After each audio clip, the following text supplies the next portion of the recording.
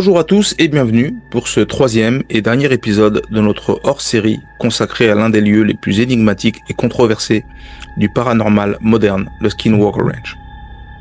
C'est effectivement le dernier épisode de notre hors-série. Et après avoir exploré ensemble les différentes périodes, Sherman, Needs et Robert Bigelow, et maintenant nous allons plonger dans la nouvelle ère du ranch, celle de Brandon Fugal. Depuis 2016, ce milliardaire discret a relancé les recherches sur le site, ouvrant la voie à une nouvelle vague d'enquêtes scientifiques, de polémiques et de phénomènes inexpliqués, encore une fois. Que se passe-t-il vraiment aujourd'hui sur le Skinwalker Ranch ? Quelles découvertes ont été faites ? Et surtout, que nous révèle-t-elle sur la nature du phénomène ? Ou si on a un sens de la nature de ce phénomène ? Alors, encore une fois, pour ceux qui n'ont pas vu les séries, les épisodes précédents, je vous conseille de regarder le premier épisode où je fais une présentation de l'environnement du Skinwalker Ranch, notamment dans l'Utah et le contexte historique. Mais pour ceux qui n'ont pas vu et qui veulent un petit peu un récapitulatif, si vous vous souvenez bien, pour ceux qui ont suivi la série, le hors-série du moins. Alors la localisation, c'est l'Utah, c'est le Uinta Basin, une zone riche en légendes amérindiennes et phénomènes paranormaux. Notamment, on parle du Skinwalker Ranch, qui est le Skinwalker, qui est un cryptide et un cryptide de la légende amérindienne. Alors, cet environnement qui se trouve vraiment dans un environnement isolé de l'Utah, plutôt dans le sud, on va dire sud-ouest de l'Utah, environ à 150 km de Salt Lake City, donc la capitale de l'Utah. Et la réputation est que c'est un hotspot d'observation d'ovnis, de mutilations animales, de phénomènes lumineux, de poltergeist, d'anomalies électromagnétiques. Il y a eu, on va dire, 3 périodes clés. La famille Sherman de 1994 à 1996, la période Needs et Robert Bigelow de 1996 à 2016, et de Brandon Fugal depuis 2016. Et de l'épisode 2.2, il y a effectivement, c'était la fin de la période Needs et Robert Bigelow. Dans l'épisode 2.2, nous avons poursuivi l'exploration du Skinwalker Ranch sous la direction du National Institute for Discovery Science, le NIDS, fondé par Robert Bigelow. Et après le traumatisme vécu par la famille Sherman, le NIDS a investi le ranch avec une équipe de scientifiques de haut niveau, bien décidés à percer les mystères du lieu. Mais les phénomènes observés par le NIDS furent aussi déroutants que ceux rapportés par les Sherman. Sensations de présence invisible, odeurs étranges, interférences magnétiques et dysfonctionnements inexpliqués des instruments. Manifestations d'orbes lumineuses insaisissables, objets noirs détectés uniquement à la vision nocturne, et même l'apparition d'un tunnel lumineux d'où aurait émergé une silhouette sombre et inhumaine. En plus de cela, c'est vrai que les mutilations de bétail, de poltergeist, de bruits souterrains, d'anomalies magnétiques, observations d'ovnis métalliques ont rythmé les années de surveillance, mais en même temps, rien ne se répétait au même rythme. Il n'y avait pas de séquence. Tout était organisé à un rythme erratique, à des endroits qui n'étaient pas les mêmes que la fois précédente, ce qui amenait une certaine forme d'interrogation et d'incompréhension sur la logique d'intelligence de ce phénomène qui se sentait observé et qui refusait de se laisser observer de manière tranquille, on va dire. Malgré l'installation de nombreux capteurs et une surveillance 24 heures sur 24, les phénomènes semblaient anticiper et déjouer systématiquement les tentatives d'observation. Les manifestations se produisaient toujours hors du champ des caméras ou bien trop brèves pour être enregistrées, comme je le disais précédemment. L'équipe a conclu à l'existence d'une intelligence précognitive, donc capable d'anticiper certaines interrogations humaines, certaines volontés de capturer le phénomène, capable de manipuler l'environnement et de lire les intentions des chercheurs. Plusieurs hypothèses ont été évoquées. Supercherie orchestrée par les Sherman, peu probable, au vu de la réputation en jeu et de la continuité des phénomènes sur plusieurs générations, ça ne faisait absolument aucun sens. Délire collectif. Les tests psychologiques Et les preuves physiques, empreintes, mutilations, anomalies mesurées, rendent cette explication peu satisfaisante. Visiteurs extraterrestres, entités interdimensionnelles, conséquences d'une malédiction amérindienne, aucune piste n'a pu être confirmée, mais reste toujours ouverte. Le NIDS a également eu recours à la vision à distance.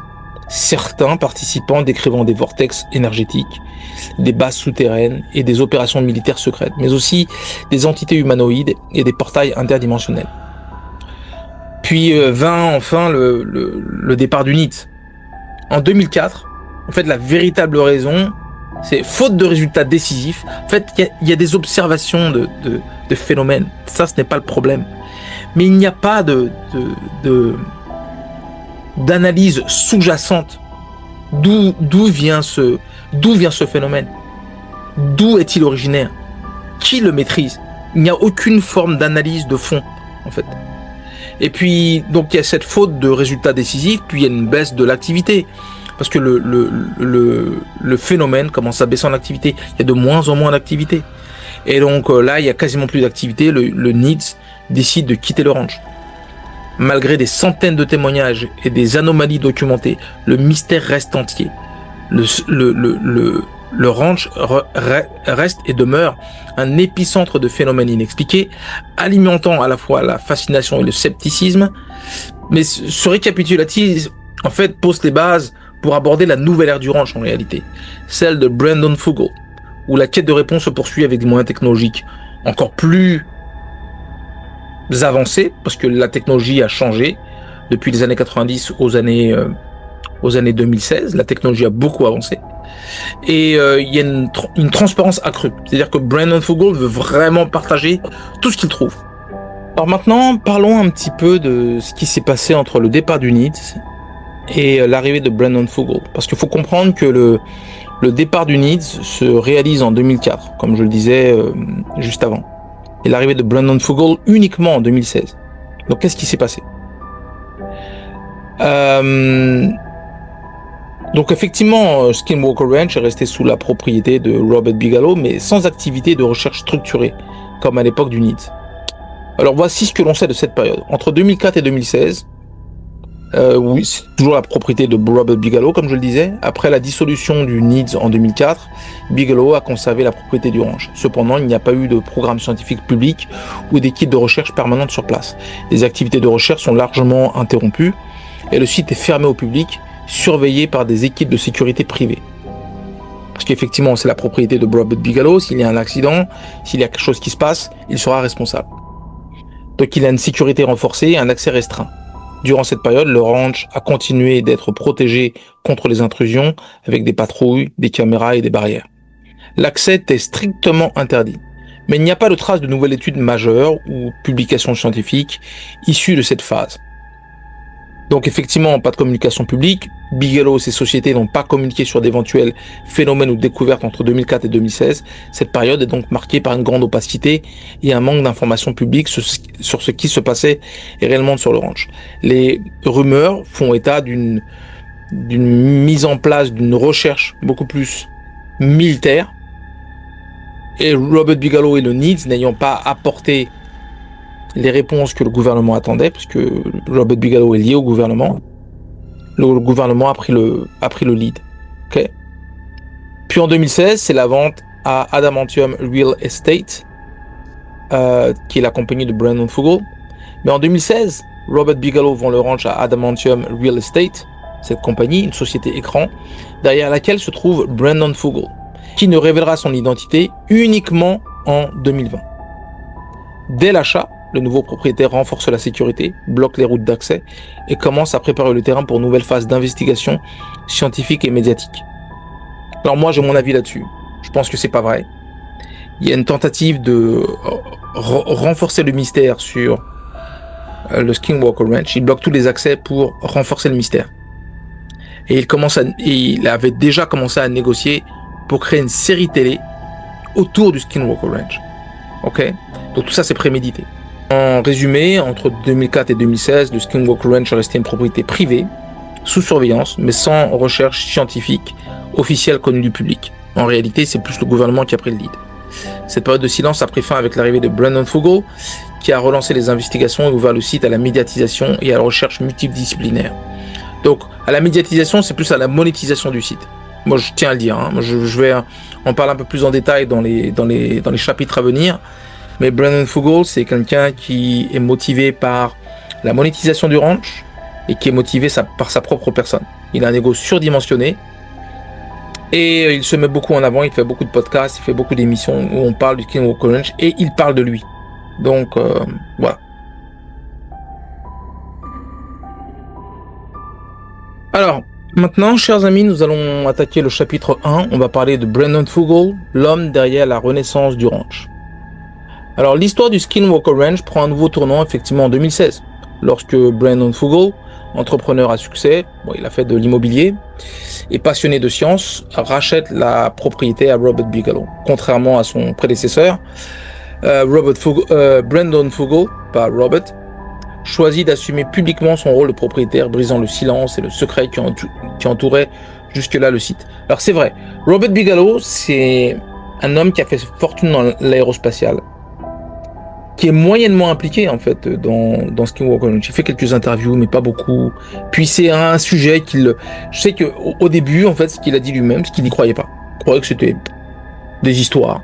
Puis quand il est allé sur place, il a vu plein de trucs qui l'ont beaucoup choqué, même qui l'ont largement choqué, parce qu'il avait même peur de venir sur le site. Et il a pris un rôle un peu plus distant. Alors que sous Brandon Fugal, il est très présent. Il brise le silence, il est présent. Son objectif affiché, c'est quoi? Appliquer une méthodologie scientifique rigoureuse pour percer les mystères du ranch, tout en documentant chaque étape à travers une série télé. Donc il monétise. Brandon Fugal s'entoure d'une équipe pluridisciplinaire. Alors ça, c'est vrai qu'il s'entourait d'une équipe très très forte, de physiciens, d'ingénieurs, d'anciens militaires, spécialistes des phénomènes aériens non identifiés. Il investit massivement dans des équipements de pointe, caméras thermiques, radars, capteurs de rayonnement, drones, stations météo automatisées. Et en fait, il investit beaucoup plus que Robert Bigelow en réalité. Il investit vraiment des équipements de pointe, avec une équipe vraiment très très très avancée. Une équipe très très forte. Pour la première fois, le ranch devient un véritable laboratoire à ciel ouvert, où chaque anomalie est enregistrée, analysée et partagée avec le public via la série documentaire The Secret of Skinwalker Ranch. Alors, moi, pour expliquer comment je vois Brandon Fugal, j'ai vu quelques-unes de ses interviews et j'avais entendu parler de ce personnage. D'après moi, Brandon Fugal est tout le contraire de ce qu'il prétend. Il a investi dans Skinwalker Ranch de manière planifiée et méthodique pour s'assurer une monétisation complète du ranch, ainsi que de l'utiliser pour se mettre en avant et faire grandir sa notoriété. Mais, dans le même temps, l'investissement est réel. Il investit dans une vraie bonne équipe de scientifiques, d'ingénieurs. Il y a un lead scientist qui s'appelle Trevor Davis, qui est extrêmement connu. Moi, j'ai eu l'occasion de parler une fois avec lui. C'est quelqu'un d'extrêmement brillant, qui est un véritable physicien, qui fait beaucoup d'émissions de télé, mais qui est très très très fort. C'est un des plus forts de sa génération. Et mais malgré ça, Brandon Fugal, il a un point de vue, c'est qu'il veut faire avancer la science tout en tirant avantage de ce que le ranch va révéler. Non. Dans le chapitre 2 que nous allons couvrir maintenant, il y a malgré ce que j'ai pu dire sur Brandon Fugal, ça n'engage que moi, et puis c'est un avis personnel, et puis naturellement, ça n'empêche pas que l'investissement dans la méthodologie scientifique est vraiment intéressant. Et puis il y a des phénomènes persistants, parce que comme je le disais, le NIDS en 2004 est parti, et pendant 10 ans, il y avait plus d'activité. Il n'y avait vraiment plus d'activité. C'était vraiment devenu totalement silencieux. Mais dès l'arrivée de Brandon Fugal et de sa nouvelle équipe, dès les premiers mois, l'équipe de Brandon Fugal est confrontée à une série, mais un enchaînement d'événements étranges, panne d'appareils électroniques, observation d'ovnis répétées en pleine journée le soir. Il y a des ovnis qui viennent, mais juste au-dessus de la maison principale. Donc on voit, il y a des photos qui sont sorties sur Internet avec des photos extrêmement claires d'ovnis. Et c'est parmi les premières fois qu'on voit des photos aussi claires d'ovnis. Mais il y a toujours des mutilations d'animaux inexpliquées et même des incidents affectant la santé des enquêteurs. Ça, c'est ce qui est plus étrange. Alors, malgré la sophistication des instruments, les phénomènes semblent défier toute tentative de mesure ou de prévisibilité. Les caméras captent des lumières et des objets volants qui disparaissent sans laisser de traces. Les capteurs enregistrent des pics de radiation et des variations magnétiques, mais sans corrélation claire avec les manifestations observées. Alors on peut effectivement, je ferai un point là-dessus, mais on peut y faire un lien avec le phénomène Missing 411 et l'étude que nous avons réalisée autour de Bob Lazar et des éléments exotiques, comme l'élément 115 et l'élément 116. Et je ferai ce parallèle-là dans l'épisode 10 de Missing 411. L'équipe tente d'établir des protocoles stricts, répétition des expériences, croisement des données, appel à des experts extérieurs, mais le phénomène semble réagir, s'adapter, voire se jouer des observateurs. Certains membres rapportent des effets psychologiques, des visions, perte de mémoire, sensation de présence invisible.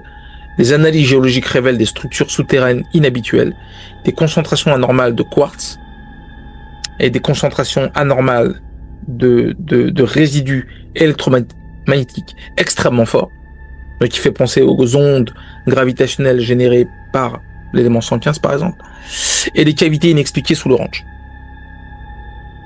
Alors maintenant, attaquons le chapitre 3. Alors c'est intéressant parce que quelles sont les grandes découvertes et les nouveaux mystères qui ont émergé de la période Brandon Fugal? Parce qu'il a investi dans plus de technologies, plus de moyens, et au fil des saisons, plusieurs découvertes majeures émergent. D'abord, la présence d'une zone d'anomalie électromagnétique particulièrement intense, baptisée The Triangle, le triangle, où drones et hélicoptères subissent des pertes de contrôle et où les instruments enregistrent des variations de champs électromagnétiques sans cause apparente. Des phénomènes lumineux sont filmés à plusieurs reprises, certains semblant sortir ou entrer dans le sol, d'autres traversant le ciel à des vitesses impossibles à expliquer par la technologie humaine. L'équipe découvre également des traces d'ondes radio à très basse fréquence, parfois synchronisées avec l'apparition de phénomènes lumineux ou ovnis. Donc des très basses fréquences, on parle de fréquences qui sont entre 6 et 10 kHz. Ça vous fait penser à quelque chose? Des analyses du sol et de l'atmosphère révèlent des pics de radiation gamma, mais aussi des gaz rares et des isotopes inhabituels. Donc des traces d'éléments, atomiques, qui sont inhabituels. À plusieurs reprises, des membres de l'équipe subissent des blessures ou des malaises inexpliqués, certains développant des symptômes neurologiques ou des brûlures sans exposition connue. Alors, j'expliquerai pourquoi, dans mon analyse, pourquoi il y a ces phénomènes-là, mais ça peut être lié à l'exposition à un électromagnétisme très fort, et certains éléments exotiques peuvent dégager de la radioactivité. Donc, l'ivermorium, par exemple, l'élément 116, dégage un certain niveau de radioactivité. Donc, une exposition relativement longue peut avoir des effets. On en parlera plus profondément dans l'épisode 10. Alors maintenant, dans ce chapitre 4, je voudrais discuter avec vous de l'ouverture au public et à la médiatisation. Alors, c'est pas l'élément que je préfère. J'avoue que pour moi, de ce côté-là, Brandon Fugal, il tire avantage. Mais bon, on peut pas lui en vouloir. Il a une mentalité américaine. La mentalité américaine, c'est faire de l'argent par tous les moyens. Et même, c'est un moyen qui est noble, parce que finalement, il a investi dans la recherche autour du Skinwalker Ranch, qu'il essaie de monétiser, est une chose naturelle. Mais contrairement à la période Bigelow, Brandon Fugal opte pour une transparence totale. Il ne rapporte pas au gouvernement, il ne travaille pas pour le gouvernement. C'est un homme d'affaires privé qui n'a pas de contact avec le gouvernement. Et il autorise la production de la série The Secret of Skinwalker Ranch, le secret du ranch Skinwalker, diffusé sur History Channel, qui permet au public de suivre en temps réel les expériences, les découvertes, les échecs de l'équipe. Donc on voit vraiment ce qui se passe. On voit qu'il y a un phénomène intelligent qui est devant vos yeux. Et on le voit directement. Il est prouvé aujourd'hui que tout ceci en réalité était planifié. Les contrats et les discussions avec la chaîne History Channel avaient démarré avant même l'achat du ranch. Moi, c'est ce que j'ai découvert par hasard. Cette ouverture suscite un engouement mondial, c'est évident, mais aussi des critiques. Certains dénoncent une mise en scène sensationnaliste, ce qui est vrai. Il utilise même certains scientifiques pour mettre en avant qu'est-ce qui va se passer dans la nouvelle saison, comme si ils savaient quels événements allaient se dérouler. Donc il dit un petit peu quel type d'expérience ils vont faire pour capturer le phénomène. D'autres saluent la volonté de rendre la recherche accessible et de briser le tabou sur les phénomènes inexpliqués. Alors c'est vrai que c'est un côté qui est très intéressant. Parce que très souvent, on voit dans Missing 411, c'est un phénomène pour moi où en fait, en fait, pour le dire clairement, je le dirai dans l'épisode 10, mais Missing 411, c'est bien plus sombre que ce qu'on veut bien raconter. C'est pas juste des disparitions comme ça.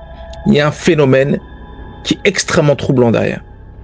Et en fait, en utilisant Skinwalker Ranch, c'est un moyen de lever un peu le tabou sur ces phénomènes sur lesquels le gouvernement, typiquement, ne communique absolument pas. Et moi, j'ai ma théorie pourquoi, en fait. J'ai une théorie très simple pourquoi. Après, c'est un peu conspirationniste, mais je donnerai ma théorie dans l'épisode 10 et l'épisode 11, je pense. Et cette médiatisation donc de Skinwalker Ranch a un effet positif, réellement. Parce que ça attire de nouveaux experts, mais aussi des sceptiques. Donc il y a des gens qui disent, moi je crois absolument rien, je viens pour débunker, je viens pour démontrer que c'est faux. Il y a plein de gens qui sont venus débunker, mais ils sont venus, des scientifiques indépendants sont venus, sont invités à analyser les données. Certains reconnaissent directement, en live, ils disent qu'ils reconnaissent l'authenticité des anomalies. Et eux-mêmes disent, c'est quelque chose que je ne peux pas expliquer. D'autres, pourtant, pointent le manque de rigueur ou l'absence de preuves irréfutables. Mais c'est vrai que c'est un phénomène qui est tellement, je veux dire, avancé en termes de technologie, qui est précognitif, qui se joue des humains, qu'on a l'impression que c'est un jeu, en fait. On a l'impression que c'est comme tourner manège. La fille, elle est là, elle sait pas qui est derrière, mais on sait déjà qui elle va choisir. On dirait que c'est organisé. Mais ce n'est pas organisé. Ça, c'est un phénomène qui se joue des humains devant les caméras. Et Brandon Fugal, de son côté, maintient le cap. Il affirme que le but n'est pas de prouver l'existence extraterrestre ou de phénomènes paranormaux ou interdimensionnels, mais de documenter, tout simplement documenter honnêtement ce qui se passe. Même si c'est très étrange, même si c'est au-delà de l'étrangeté, parce que des fois il y a des cas, à un moment on voit sur les caméras qu'on voit un dogman qui se met à courir et on le voit se déplacer sur l'écran, mais on se dit mais c'est pas possible, c'est un gars en costume. Et puis il y a une personne hors caméra où on l'entend, la personne a la peur dans la voix. Et là on entend la peur dans la voix, parce que le gars se dit que à un moment il va se passer un truc où quelqu'un va mourir. Mais bon, heureusement il ne se passe rien, mais il y a quand même des maladies, il y a quand même des effets psychologiques d'être exposé à tout cela. Maintenant, chapitre 5, ce que j'aimerais que nous regardions, c'est les grandes hypothèses et les questions sans réponse qui concernent le Skinwalker Ranch. Alors effectivement, moi je sais beaucoup de choses sur le Skinwalker Ranch. Beaucoup de choses que beaucoup de gens ne savent pas. Et pour une raison très simple, je vais révéler ça dans l'épisode 10 de Missing 411. Mais encore une fois, pour ces grandes hypothèses, il faut comprendre comment moi je vois ces choses-là. En fait, pour moi, c'est un phénomène global qui a plusieurs facettes. Ce phénomène global inclut Missing 411, inclut Skinwalker Ranch, inclut les crop circles, inclut les mutilations animales et inclut le gouvernement. Ok ? Et chacun a un rôle à jouer. Et je vais expliquer ça dans l'épisode 10 et 11 de Missing 411, parce que ça va nous permettre d'aller vers autre chose, d'aller vers d'autres facettes du phénomène. On va toujours rester dans un contexte Missing 411, mais avec une approche un petit peu différente. Donc si vous voulez, pour les grandes hypothèses, ce chapitre 5 où nous sommes, au fil des années, il y a plusieurs théories qui émergent pour tenter d'expliquer les phénomènes du Skinwalker Ranch, uniquement du Skinwalker Ranch. Alors on a pensé à une activité géologique atypique, on a pensé à des émissions de gaz souterrains, on a pensé à des expériences militaires secrètes, auxquelles Terry Sherman croyait beaucoup. Manipulation électromagnétique, parce qu'on voit des résidus, on arrive à capter des résidus électromagnétiques de manière très importante. Parce qu'on a vu, théoriquement, dans l'épisode notamment 9 et 8 de Missing 411, on a vu que pour ouvrir un portail interdimensionnel, il fallait un trou noir, un trou blanc, et pour ouvrir ça, il fallait utiliser une énergie exotique qui générait beaucoup d'électromagnétisme. Donc, il y a une manipulation électromagnétique on pourrait se dire, bah effectivement, s'il faut ouvrir des portails interdimensionnels, faut faut de l'électromagnétisme qui est utilisé par les éléments 115-116.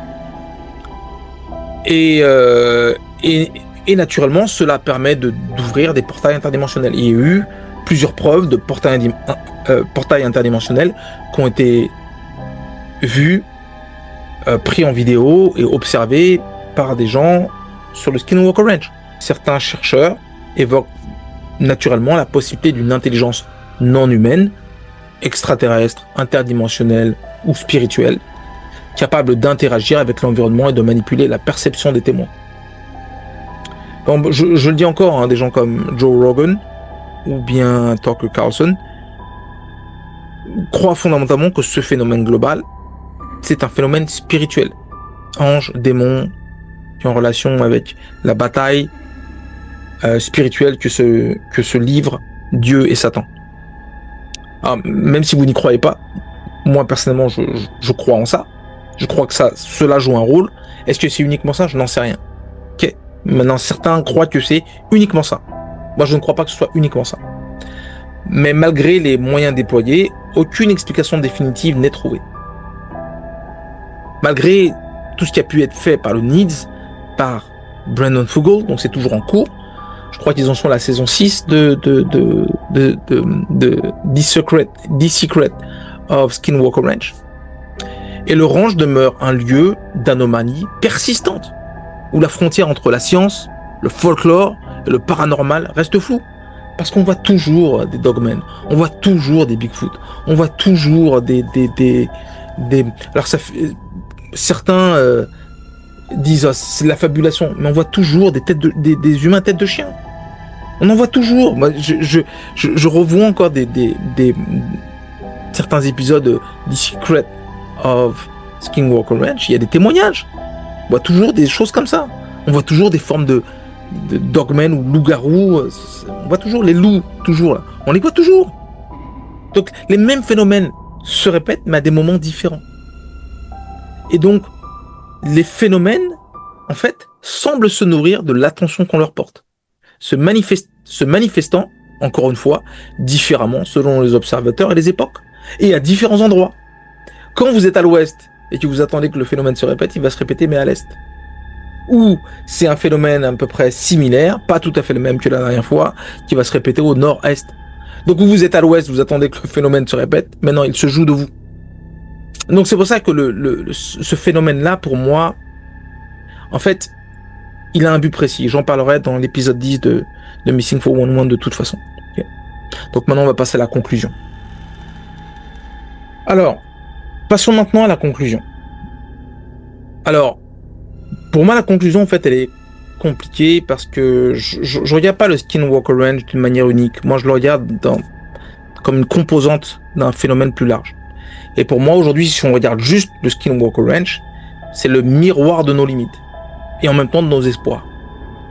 Pourquoi? Parce que finalement, quand on voit le Skinwalker Ranch, on voit la limite de nos capacités d'analyse et d'étude sur un phénomène qui est purement technologique, clairement, mais qui ressemble à de la magie tellement nous sommes en retard technologiquement parlant.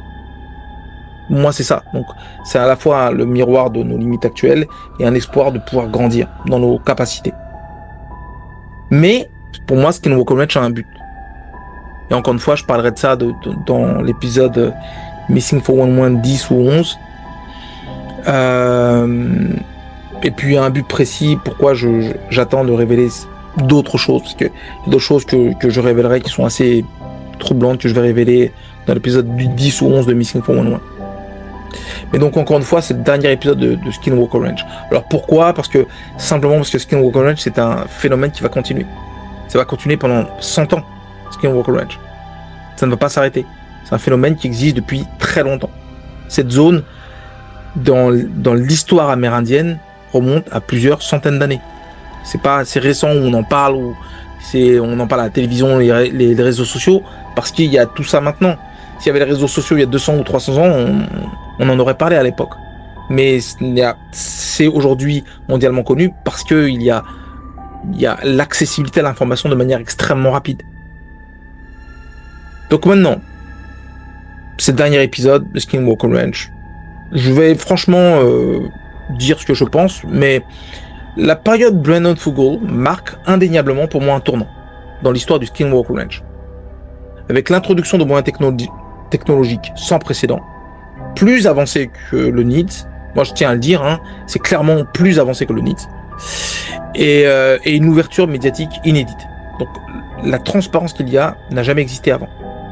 Robert Bigelow, on sait ce qu'il a montré au public avec The Hunt for Skinwalker Ranch, mais The Hunt for Skinwalker Ranch, c'était nul. Il n'y avait aucune information dedans, aucune transparence. On voyait des trucs qui n'avaient aucun sens. Là, on voit quelque chose où vraiment il essaie de démontrer tout ce qui se passe. Mais il serait naïf d'ignorer la dimension soigneusement orchestrée de cette nouvelle ère. Brandon Fugal n'a pas seulement investi dans la recherche scientifique, il a aussi minutieusement planifié la monétisation du site et la construction de sa propre image publique, parce qu'il n'était pas connu auparavant. Et il utilise ça pour renforcer son image publique. Resté anonyme pendant 4 ans, il a révélé son identité au moment opportun, lançant dans la foulée la série The Secret of Skinwalker Ranch et multipliant les interventions dans les podcasts et les médias où il met en avant aussi bien le mystère du ranch que sa propre trajectoire. C'est ça la vérité. Si cette stratégie marketing a permis de démocratiser le sujet et d'attirer de nouveaux regards sur ce phénomène, ce qui est très bien pour moi, parce que j'estime que la race humaine doit grandir dans sa connaissance à la fois de l'univers et des phénomènes qui l'entourent. Et aujourd'hui, nous sommes au niveau -20. Mais c'est tellement choquant de voir.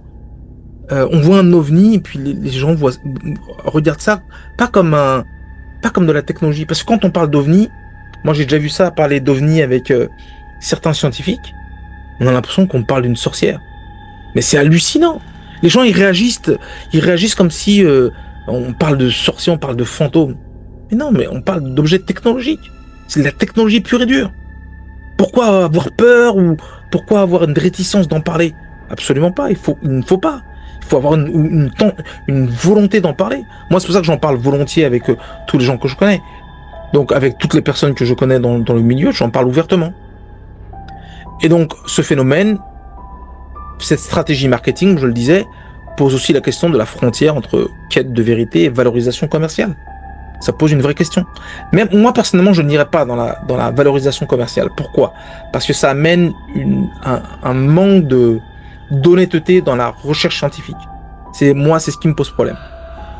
C'est pour ça que quand je fais mes vidéos, je n'en cherche pas à en faire une monétisation.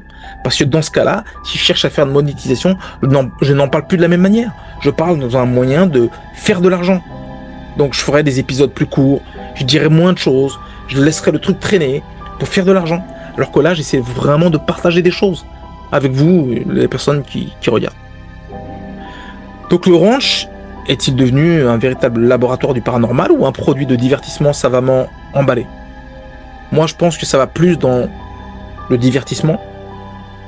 Aujourd'hui, c'est ce que moi je pense. Quoi qu'il en soit, la période Fugal illustre à quel point dans le monde moderne, la gestion du mystère passe autant par la communication et la scénarisation que par la recherche scientifique elle-même. Moi, ce qui me pose un vrai problème, parce que je l'ai déjà dit encore une fois dans une des vidéos que j'avais enregistrées, pour moi, l'argent est un démon. L'argent est un démon qui déforme tout ce qu'il touche. Donc encore une fois, l'argent travesti ou je veux dire, corrompt tout ce qu'il touche. À partir du moment où vous avez une grande intention, que vous mettez l'argent au milieu, l'argent devient prépondérant, devient plus important que le reste. Et pour moi, si on doit rester honnête, si on doit mettre l'argent de côté comme un moyen, comme un outil, et non pas comme un but. Et là, ce qui apparaît dans l'époque de Brandon Fugal, c'est que la monétisation et la mise en scène publique de son personnage, Brandon Fugal tire plus avantage de ça plutôt que de la recherche scientifique. Et il y a un manque d'honnêteté qui s'installe naturellement. C'est ce que moi je pense. En tout cas, chers amis, cet épisode marque la fin de notre hors-série de Missing 411 sur Skinwalker Ranch. Alors que notre compréhension du phénomène global dont font partie Missing 411 et Skinwalker Ranch grandit, nous regarderons à nouveau, et il y en a beaucoup, des points de convergence entre Missing 411 et Skinwalker Ranch. Parce que là, on arrive à un point où il y a beaucoup de points de convergence qu'on doit illustrer que je vais illustrer durant l'épisode 10 de Missing 411. Et puis je lancerai à nouveau deux nouveaux hors-série de Missing 411 sous peu, que je vous annoncerai durant l'épisode 10 de Missing 411, donc dans à peu près 2 semaines, ce qui me laissera le temps de réfléchir en fait, parce que là je suis en train personnellement de refaire des anciennes vidéos que j'avais faites comme les 5 preuves de l'existence de Dieu, que je vais refaire complètement. Et comme je prépare aussi ça, ça me laisse le temps de préparer les prochains épisodes de Missing 411, l'épisode 10. Et ce que je ferai sûrement pour l'épisode 11, ce sera sûrement un live. J'aimerais bien faire un live avec vous, si vous êtes intéressé, de faire un live et qu'on ait un ensemble de questions-réponses sur différents sujets, et puis qu'on ait un échange assez ouvert. C'est vrai que comme on arrive à la fin de Skinwalker Ranch, donc il y a des points très ténus entre les deux, entre Missing 411 et Skinwalker Ranch, et j'aimerais mettre ça en avant de manière plus claire, afin qu'on soit sur la même page, tous ensemble en fait.